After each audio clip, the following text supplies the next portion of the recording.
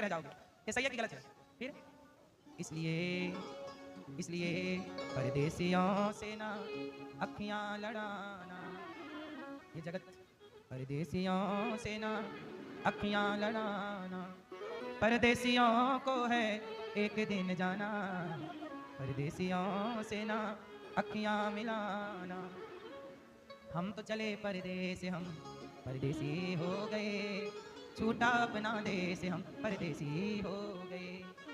ये गलियां पथ पनघट ये पंछी, बरसों पुराना, बरसों पुराना, कल तक थे सब अपने अब लगता है बेगाना।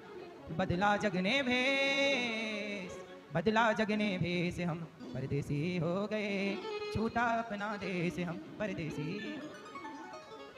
इसलिए कहा परदेसी हो, उलझो मत, रहो बिंदास, जिंदगी बेहतर जियो, अच्छे पति बनो, अच्छे पुत्र बनो, अच्छे पति बनो, अच्छी पत्नी बनो, अच्छे से रिश्ते निभाओ, खुश रहो, पर जगत में उलझने का नहीं। ये याद रखने का, ये मेरा नहीं, ये मेरा है। बोलो हाँ, सच बताओ मेरा कौन? मेरे तो गिरधर गोपाल। ये सत्य है, यही, इस सत्य पे आके ठहर जाओ। इस सत्य से बड़ा क्या सत्य है? इस सत्य से बड़ा सत्य आप जानते हैं तो मुझे बताइए। मैं तो इतना ही जानता हूं कि भगवान के सिवा मेरा, ये मैं जानता हूं। इससे ज्यादा आप लोग जानते हो तो मुझे बताइए। इससे आखिरी कोई बात हो तो बताइए, आखिरी बात, इससे ऊपर कोई बात नहीं हो सकती।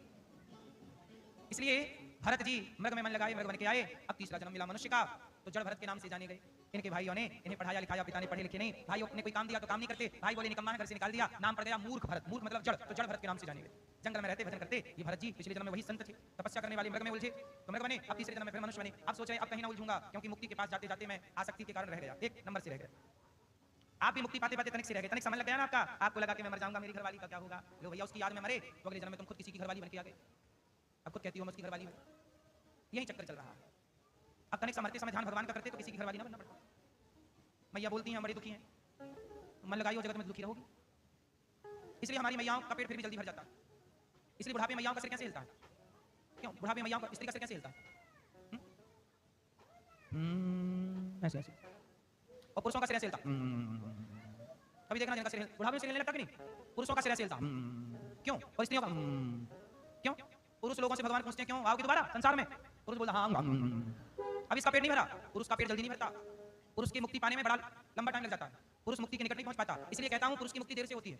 यदि चिंतन ठीक ठाक है तब तो हो जाएगी, वरना क्योंकि पुरुष के मन में बड़ा कुछ, पुरुष के मन में क्या रहता है? पुरुष के मन में दो चीजें रहती हैं, एक धन और दूसरा भोग। पुरुष चार चार ब्याह करते थे पहले, बोलो हाँ। सुना आप लोगों ने कि स्त्री ने चार ब्याह किए? स्त्री ने चार ब्याह नहीं किए, पुरुषों ने चार ब्याह किए। 5 भी कर रहे हैं, 6 भी कर रहे हैं, काहे कर रहे हो? इनका पेट ही नहीं भर रहा, क्योंकि पुरुष में भोग की मात्रा ज्यादा है, विलासी ज्यादा है, भोग विलास, तृप्ति नहीं मिलती जल्दी उसे, जबकि स्त्री एक पति में संतुष्ट रहती है। इसलिए स्त्री सिर ऐसे ऐसे हिलाती है, प्रभु मैं खुश हूं एक से, अब मुझे इस जगत में ना भेजना प्रभु, अब मुझे अपने चरणों में बसाना, अपने चरणों। इसलिए वो मना करती है। पर पुरुष के अंदर दो चीजें होती हैं, पहला भोग। यदि भोग में मन नहीं लगा तो देखना पुरुषों के अंदर लोभ ज्यादा होगा। बूढ़े हैं फिर भी रुपया गिन रहे हैं, फिर भी पैसे पैसे पैसे पैसे। बुढ़ापे में पैसा ज्यादा पकड़ लेता है बुढ़ापे। ये बात सही है कि गलत है? और जिन्हें भोग ने नहीं पकड़ा और पैसे ने नहीं पकड़ा, समझ लो उन पर भगवान की कृपा है, उन्हें भगवान ने पकड़ लिया और उन्हीं की सदगति होती है। जिन पुरुषों ने भोग से और धन से मन हटा के प्रभु करो, ये तब होगा जब अभी से लगाओगे मन भगवान, तब बुढ़ापे तक परिणाम तुम्हें दिख जाएगी, वरना तुम्हें ऐसे नचाएगी माया के नाचते नाचते मर जाओ। इसलिए जिन पर भगवान की कृपा है, ना उनका मन भोग में लगेगा, ना तो उनका मन धन में लगेगा। तो ये बात सबके लिए नहीं है। यदि मन प्रभु में लग गया तब तो मुक्ति निश्चित है, वरना धन और स्त्री में लगे लगे गति बिगड़ जाएगी। और स्त्रियों का मन कहां लगता है? स्त्रियों का मन कहां लगता है? मरते समय बताओ कहां लगता है? स्त्रियों का मन ज्यादा लगता है बेटी में, बेटा में, पोता में,